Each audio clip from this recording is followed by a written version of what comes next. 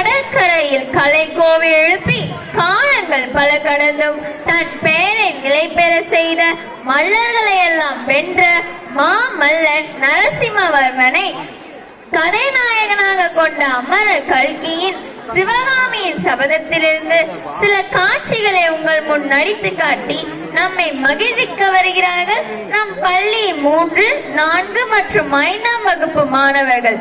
வாருங்கள், கண்டு மகிழலாம். நம் பழந்தமிழ் நாட்டை சேரர், சோழ, பாண்டியர் மற்றும் பல்லவ மன்னர்கள் திறம்பட ஆண்டது அனைவரும் அறிந்தது. அவர்களுள் காஞ்சிபுரத்தை தலைநகராகவும் மாமல்லபுரத்தை துறைமுக நகராகவும் கொண்டு ஆண்ட பல்லவ மன்னர்களுள் தலைச்சிறந்த ஒருவரான தோல்வியே அறியாத மாவீரன் மாமல்லன் என்ற நரசிம்ம பல்லவரின் மறைக்கப்பட்ட வரலாற்றிலிருந்து சில துளிகளை இங்கே உங்களுக்காக காட்சிப்படுத்த விரும்புகிறோம்.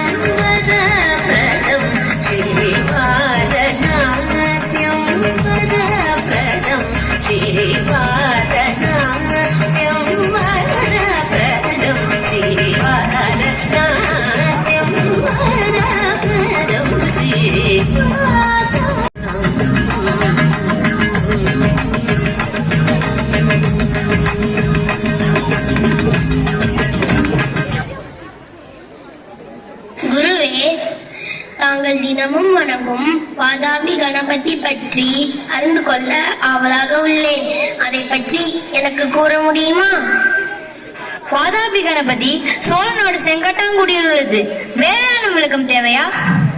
சோழ நாட்டில் உள்ள கணபதிக்கு ஏன் வடநாட்டில் உள்ள வாதாபியின் பெயர் வைத்துள்ளன? ஆம், சோழ நாட்டில் உள்ள கணபதிக்கும் வடநாடான வாதாபிக்கும் நெருங்கிய தொடர்புள்ளது. அது மட்டுமல்ல, இது பழைய ராஜ்யங்களான பல்லவ, சாளுக்கிய மற்றும் சோழ நாடோடு தொடர்புடையது. மேலும் சைவ பற்றினால் வளர்ந்து சைவ தலைக்கு உதவிய வீரர்களுடன் தொடர்புடையது. அதை பற்றி எனக்கு கூற முடியுமா குருவே? சரி, சொல்கிறேன்.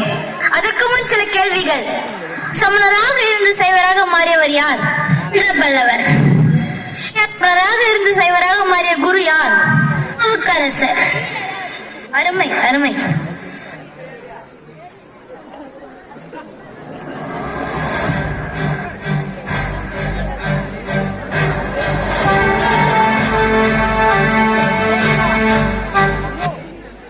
மகேந்திர பல்லவரின் அரசவை. மகேந்திர பல்லவர் வாழ்க, நரசிம்ம பல்லவர் வாழ்க. மகேந்திர பல்லவர் வாழ்க, நரசிம்ம பல்லவர் வாழ்க. அமைச்சரே, இன்று ஏன் நம் தர்மசேனர் அரசவைக்கு வரவில்லை? அரசே, அவர் சிவபெருமானின் அருளால் சைவ மதத்திற்கு மாறிவிட்டார். என்ன, சைவத்திற்கு மாறிவிட்டாரா? நான் அதை அனுமதிக்க முடியாது. அவரை சிறைப்படுத்தி வாருங்கள். அடிகளே, தங்களை கைது செய்து அழைத்து வர அரசர் கட்டளையிட்டுள்ளார். அனைத்தும் உணர்ந்தவராக இறைவனை தவிர யாருடைய கட்டளையுமே இருக்க மாட்டேன். இந்த ஓலையை உன்னுடைய அரசனிடமே கொடுங்கள். அரசே, திருநாவுக்கரசர் வர மறுத்துவிட்டார். அதுக்கு பதிலாக இந்த ஓலையை உங்களிடம் தர சொன்னார்.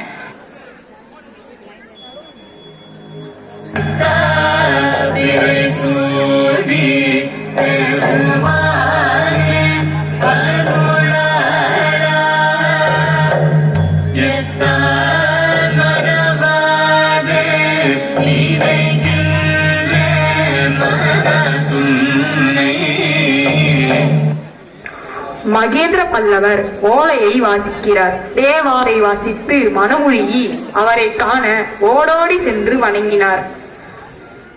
அடிகளே, என்னை மன்னியுங்கள். உங்கள் திருவாசகம் படித்தேன், அகந்தை அழித்தேன். நானும் இன்று முதல் சைவனாகி உங்களை பின்தொடர விரும்புகிறேன். எப்போதும் போல் என்னுடன் இருந்து எனக்கு ஆலோசனை வழங்குங்கள். இறைவனை நாளைப்படி நான் இந்த பரந்த பாரத தேசம் சென்று இறைவனை பாடி என் வாழ்நாளை கழிக்க விரும்புகிறேன். உங்கள் விருப்பத்தை ஏற்கிறேன். இருந்தாலும் உங்களின் சேவை இந்த காஞ்சியில் இருந்து தொடங்க வேண்டும். உங்களுடைய ஆசிரமத்தை இங்கு தொடங்கி சைவம் தளிக்க செய்ய வேண்டும். அப்படியே ஆகட்டும் அரசே. இவ்வாறு திருநாவுக்கரசர் தொடங்கிய திருச்சேவை நாடு முழுவதும் தொடர்ந்தது. அவருடைய பாடல் தேவாரம் போற்றப்பட்டது.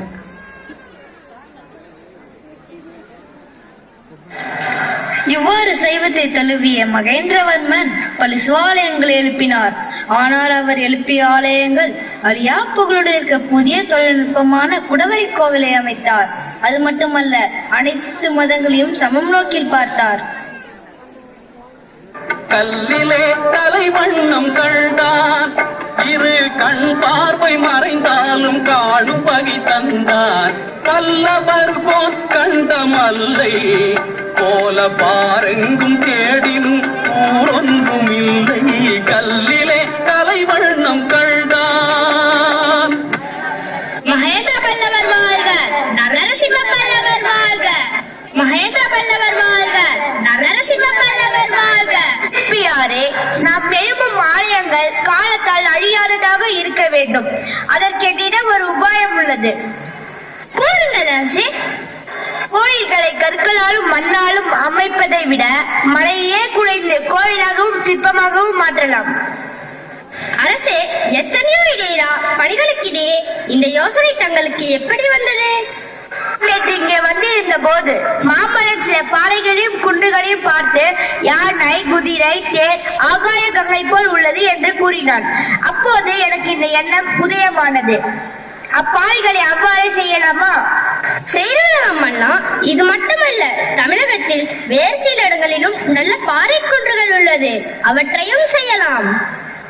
இந்த சிந்தனைக்கு வித்திட்டவன் மாமல்லன். எனவே இக்கோயில் நகரம் அவனுடைய பெயராலேயே அழைக்கப்பட வேண்டும். இங்குள்ள பாறைகளை குறைந்து சிற்பமாக்குங்கள். இந்த 5 குன்றுகளை குறைந்து கோவிலாக்குங்கள். மகேந்திர பல்லவரின் ஆசைப்படி இவ்விடம் இன்றளவும் மாமல்லபுரம் என்று அழைக்கப்படுகிறது. மன்னா, அவற்றில் இடம்பெறும் தெய்வங்கள் சிவன், திருமால், பிரம்மா, விநாயகர் மற்றும் முருகன் அல்லவா? சிற்பியாரே, அரசன் என்பவன் அனைவருக்கும் சொந்தம். எனவே என்னுடைய ஆட்சியில் அனைத்து மதத்தவர்களுக்கும் சமமான உரிமை தரப்படும். அதனால் தான் சமண கோயில்களையும் புத்த கோயில்களையும் கட்டியுள்ளேன். சமீபத்தில் கூட குன்றத்துர்க்கியாருக்கு புத்த ஆலயம் அமைக்க அனுமதி அளித்துள்ளேன். அத்தலம் புத்தர் வீடு என்று அழைக்கப்படும். அப்படி என்றால் என்ன தெய்வங்களை எழுந்தர செய்ய வேண்டும்? சிவன், விஷ்ணு, புத்தர், மகாவீரர் கடைசி ஆலயத்தை மேற்கத்திய நாடுகளில் பரவி வரும் ஒரு புதிய மதத்திற்காக வைக்க வேண்டும். அப்பெருமாளின் பெயர் இயேசு கிறிஸ்து என்கிறார்கள். முழுவதும் அறிந்து சொல்கிறேன். மற்ற இருவரின் பங்கு என்ன இதில்? மகேந்திரனின் சிறப்பை அறிந்து பொறாமை கொண்ட வாதாபி மன்னன் புலிகேசி காஞ்சி மீது படையெடுத்தான். இடம் புலிகேசியின் பாசறை.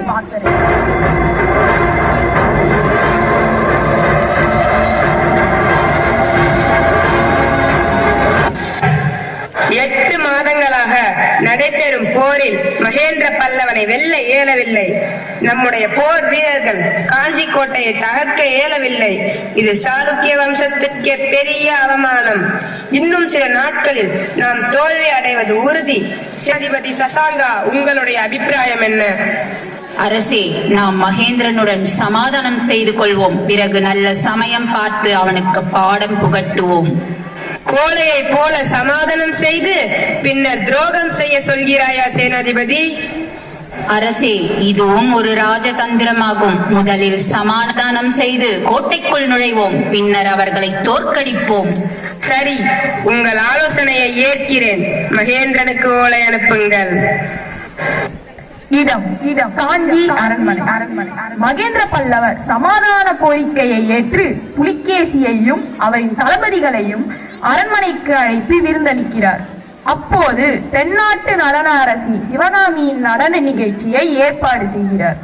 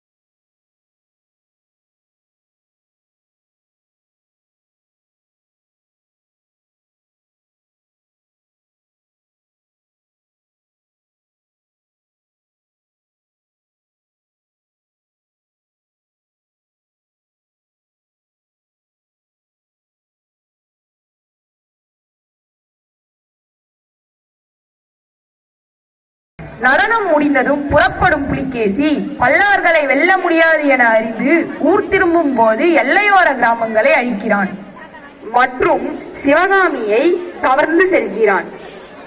இதனால் வாதாபியையும் வாதாபி சக்கரவர்த்தி புலிகேசியையும் அழிப்பதாக சிவகாமி சபதம் எடுக்கிறாள். இடம் மணிமங்கலம் போர்க்களம். புலிகேசியின் துரோகத்தை எறிந்த மகேந்திர பல்லவர் சிறு படையுடன் எல்லையோர கிராமத்திற்கு செல்கிறார்.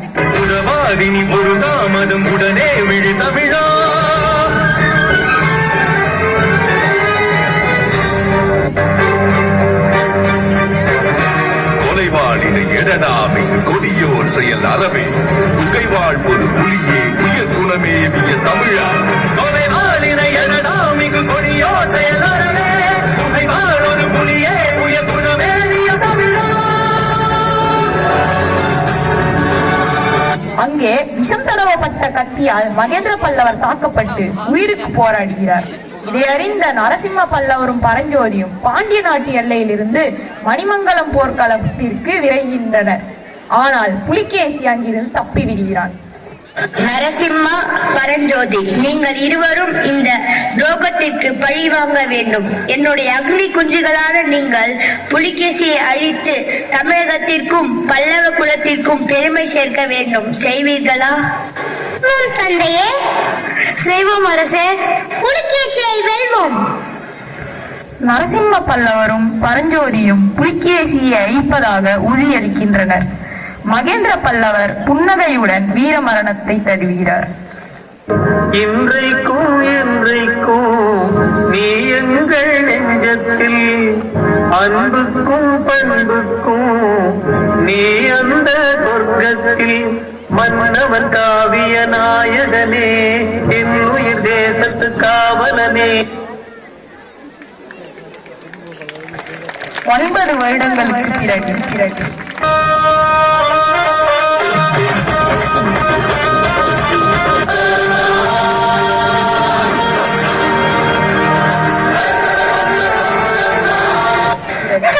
தந்தை விருப்பப்படி அவர் தொடங்கிய ஆலய பணிகள் சிலவற்றை முடித்து விட்டேன்.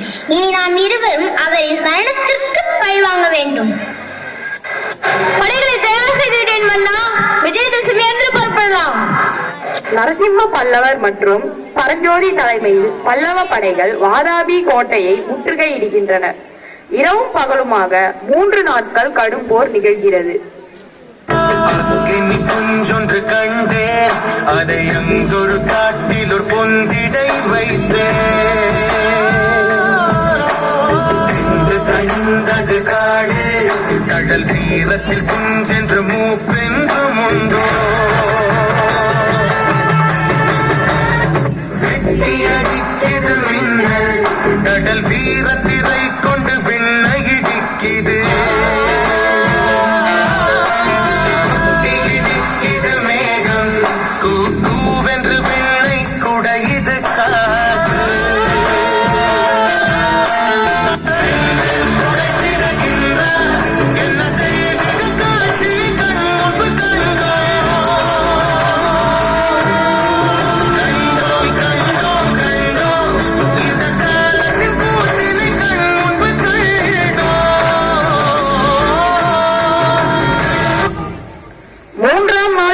இறுதியில் வாதாபி சக்கரவர்த்தி புலிகேசி கொல்லப்படுகிறான்.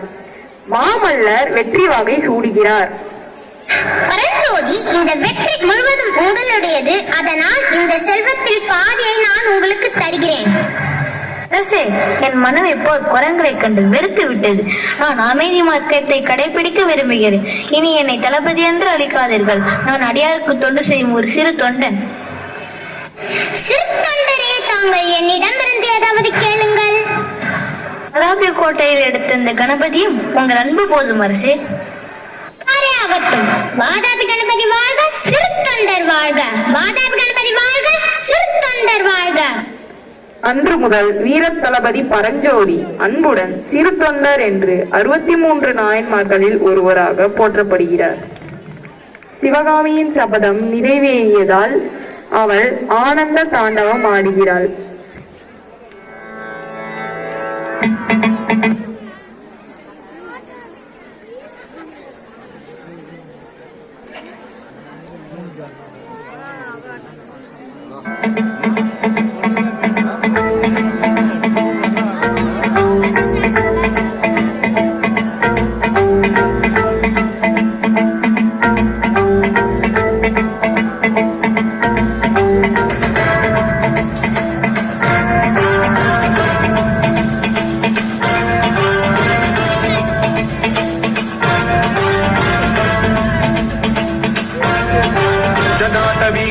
जल प्रवाह पावितस्थले कलेवलम्ब्य लम्बितां भुजङ्गमूर्धमड्डमड्डमड्डमन्निनादवड्डमर्वयं चकार चण्डताण्डवं तनोतु नः शिव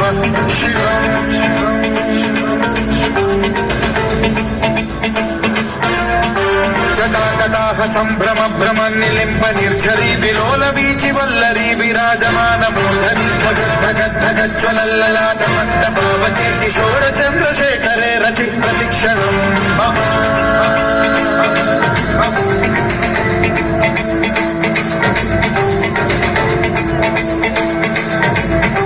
जटाभुजङ्ग पिङ्गल स्फुरत्स्वरामणि प्रभा कदम्ब कुङ्कुमद्रवं ललित दिग्वधूमुखे मदान्त सिन्धुरस्फुरद्वगुत्तरीय हेतुरे मनो विनोदमद्भुतं बिभर्तु भूतभर्तरी